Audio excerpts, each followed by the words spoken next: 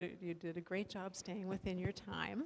But I have a warning page here. So what I'm going to do is when you have 5 minutes left, you have 15 minutes, and when you have 5 minutes left, I'll raise the 5-minute warning and then the 2-minute warning, okay?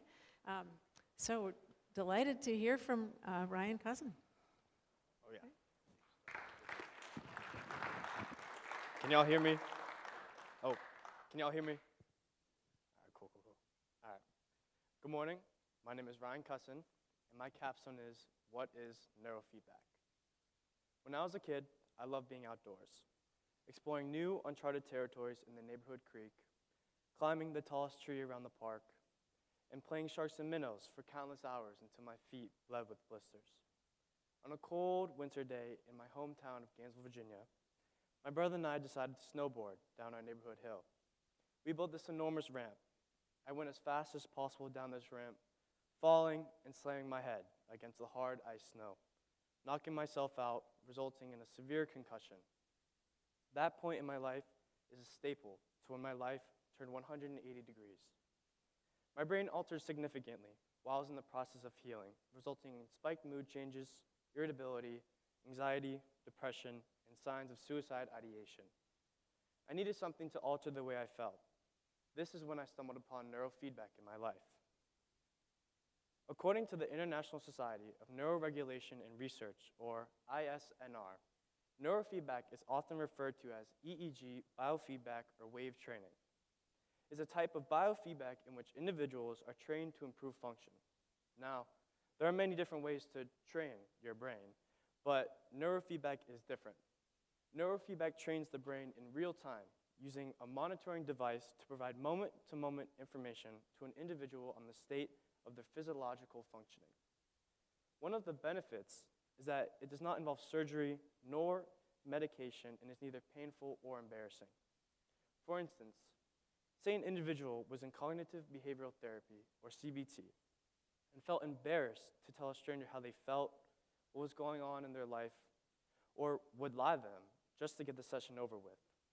Neurofeedback avoids these layers of trust needed to build an effective therapeutic relationship by working solely on the individual's physiological functioning and altering the way they are feeling scientifically. But why does this matter? Mental health is a constant battle in the United States of America. According to a statistic from the US Census Bureau, people have become more aware of their mental health due to a spike in depression during COVID-19 and how they can best cope with stress, anxiety, depression, etc. There are multiple ways to treat mental health, consisting of cognitive behavioral therapy, dialectic behavior therapy, motivational enhancement therapy, and so on. But all these options of therapy are doing the same thing. The current provision of mental health services is not a sufficient strategy to help and treat our population in the United States. According to a meta-analysis by Jonathan Pertell, the director of policy research at New York University's Global for Implementation Science, on the effectiveness of our current mental health service systems, quotes, people who do receive mental health services, there's a moderate likelihood that the services provided will not be evidence-based, implemented with fidelity, or effective, end quote. If the demand of mental health services continues to increase, the population in need of help will not have access to it.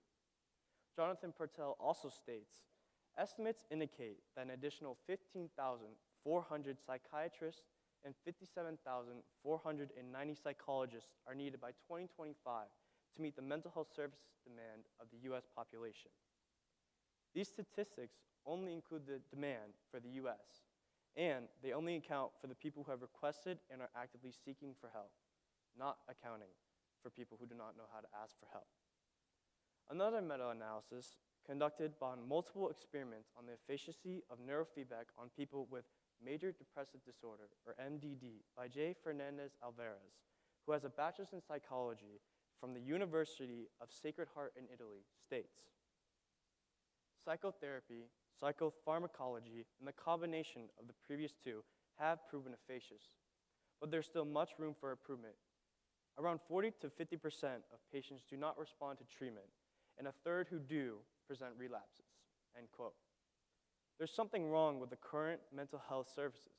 If 40 to 50% of people do not respond at all to different types of therapy and 1/3 relapse, then maybe a new methodology for mental health services should be available for people tired of therapy, pharmaceutical drugs, or places that treat mental health as a weakness. This is where neurofeedback comes into play. So how does it work? In Stranger Things, a Netflix hit series, the main character, Eleven, is hooked up to a computer monitoring her brainwave's frequency and amplitude. Neurofeedback has the same setup. The individual set up for training is first evaluated for an initial comprehensive QEEG, or quantitative electroencephalogram, a non-invasive method of recording electrical activity using sensors attached to the scalp to evaluate the original functioning of the brain. Then, once the evaluation is complete, their certified practitioner, which, according to the ISNR, our neurofeedback practitioners are certified through Biofeedback Certification International Alliance, which certifies individuals who meet specific education and training standards, which requires a minimum of 36 hours of didactic training, a written exam, 25 hours of mentoring, 10 case reviews, performing 100 hours of client sessions, and 10 hours of personal feedback. Takes the evaluation and creates a program best suited to the specific individual's brain for the maximum results in whatever area of training is requested. The first training session consists of real-time involuntary training. Sensors are placed on the scalp and connected to sensitive electronics and computer software that detect, amplify, and record specific brain activity. As the brain rewires itself from the specific program, the practitioner can conduct real-time tweaks to help solidify the procedure. Finally, the patient gets cleaned up and walks out with a freshly rewired brain. Now, that is the overly simplified version of how neurofeedback works. But what exactly is it changing?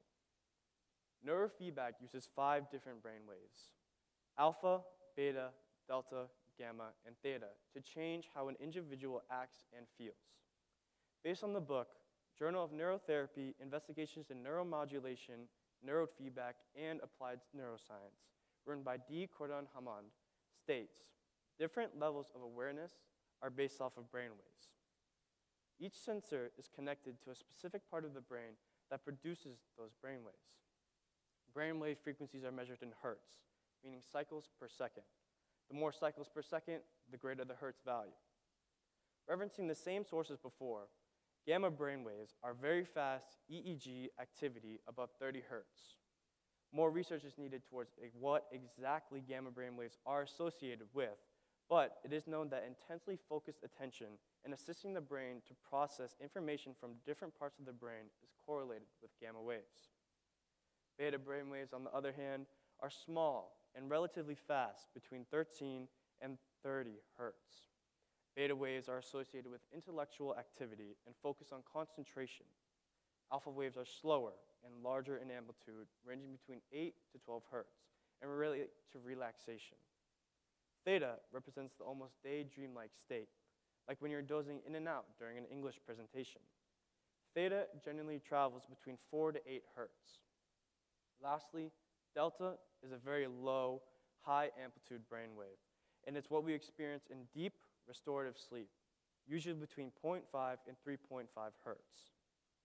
These brainwaves alter our feelings, alertness, reaction time, concentration, focus, and performance. And having the ability to change these frequencies and amplitudes opens a whole new field of possibilities. According to a link on the ISNR official website, quotes, neurofeedback can be used to treat numerous conditions, including attention deficit hyperactivity disorder, mood disorders, anxiety disorders, obsessive compulsive disorder, epilepsy, substance use disorder, post-traumatic stress disorder, autism, learning disorders, brain injury, insomnia, and headaches.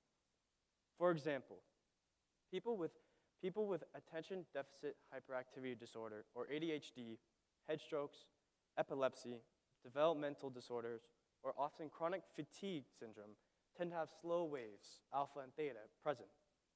Alpha and theta waves are correlated with focus and the state of consciousness, So clearly, there's a correlation between these brainwaves and how we feel. Now that was a lot of information. So for a recap, neurofeedback is a non-invasive way to train your brain to improve how an individual feels. It takes advantage of the brain's ability to change itself through a process known as neuroplasticity. It utilizes the same learning process that occurs whenever we acquire a new skill. The 5 brain waves, alpha, beta, delta, gamma, and theta, change how we feel, and neurofeedback can alter those waves. Neurofeedback uses electrical sensors placed upon the scalp to alter the hemisphere in which the brain produces each brainwave. A certified practitioner uses a specific software tuned to a certain individual to get the best results.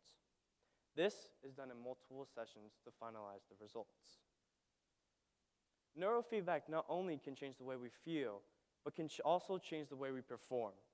Referencing a peer-reviewed article by Lukas Radzik, who graduated from the University of Physical Education in Krakow, states, "It has been shown that the contraction of this method in the training of professional football, judoku, volleyball players, and boxers cause an increase in behavioral performance and speed reaction, a decrease in blood cortisol levels, and an improvement in motor coordination." So if you're confident in your training for sports, neurofeedback can take your training to the next level. He also states that these studies improve performance and reduce stress in athletes have been indicated. This was achieved through the combination of electroencephalogram, EEG interventions, and heart rate variability. Heart rate variability is another subcategory of neurofeedback.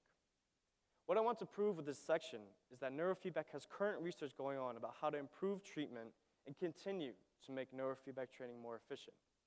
This proves that neurofeedback has possibilities that still need to be discovered by researchers and scientists.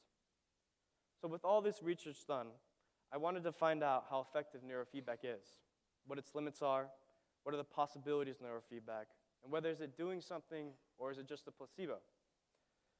I've gone through neurofeedback training and have gotten eccentric results.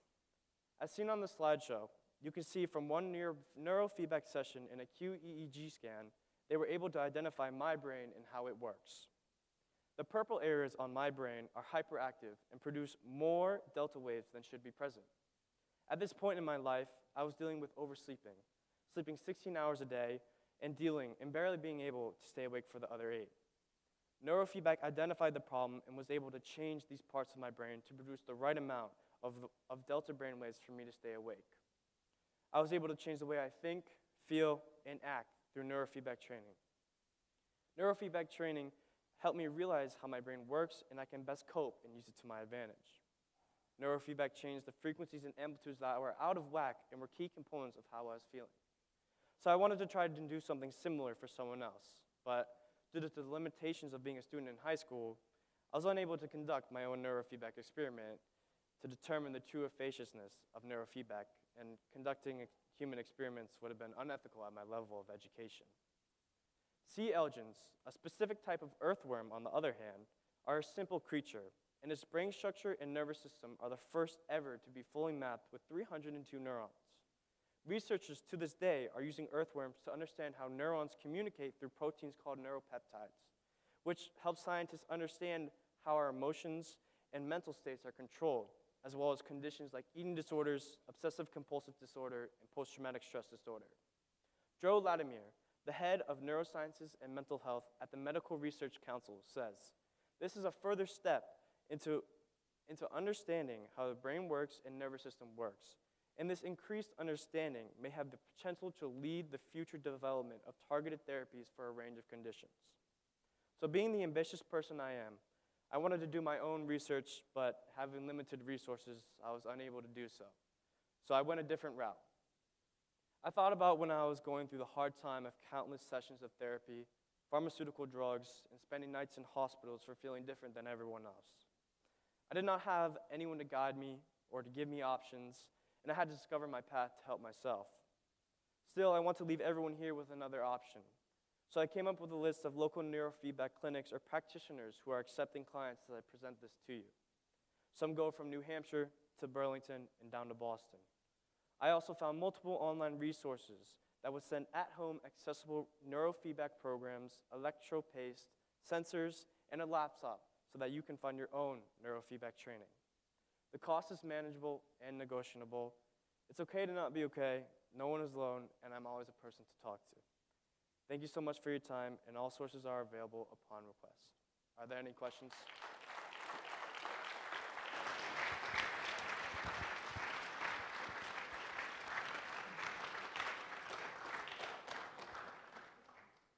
Very nicely done, Ryan. Thank you. Questions for Ryan? Mrs. McKenzie. So, great presentation. You addressed this somewhat in your final conclusions describing outcomes, but I wondered if you could speak a little bit more to the potential challenges with access to neurofeedback for people suffering mental health crises. Right. And maybe this might be too specific, but I wondered how it might be accessible or not accessible to people who often suffer from mental health crises, who are in the homeless population, Right. or are suffering from substance abuse addiction. I'm not too sure, honestly, but there are a lot of websites that have, like, they will come to you and like do it there with you, or that will, like I said, send things to you, and you have an online session with a certified practitioner to teach you how to use it and what you want to do. But I don't know. That's a good question.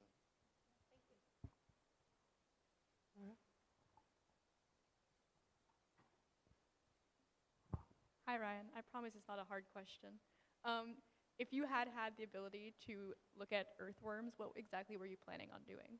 I was gonna like put food in front of them, and then use a neurofeedback sensor to try and change the way that they move and feel about the food, and see if it was efficacious or not, and if that worked, just to kind of prove that it was actually doing something rather than a placebo. So, yeah.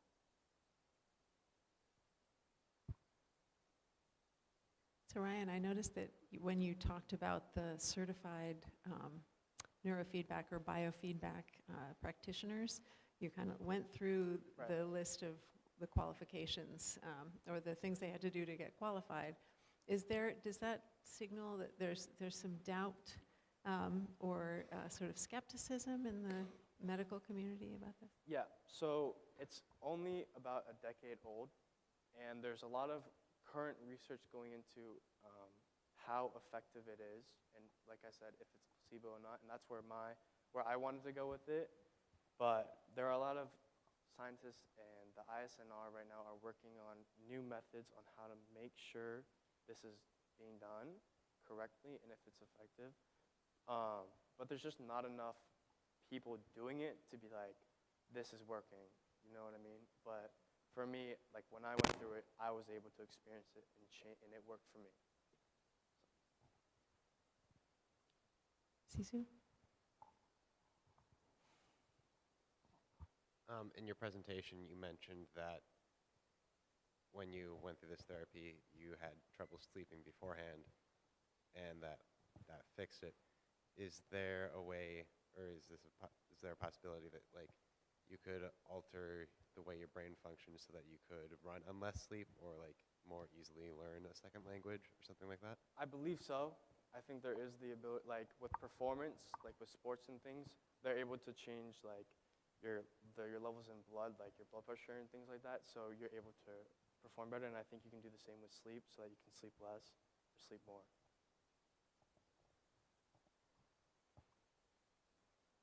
Congratulations, Ryan. Is there one more question? I'm sorry. Was there one more question?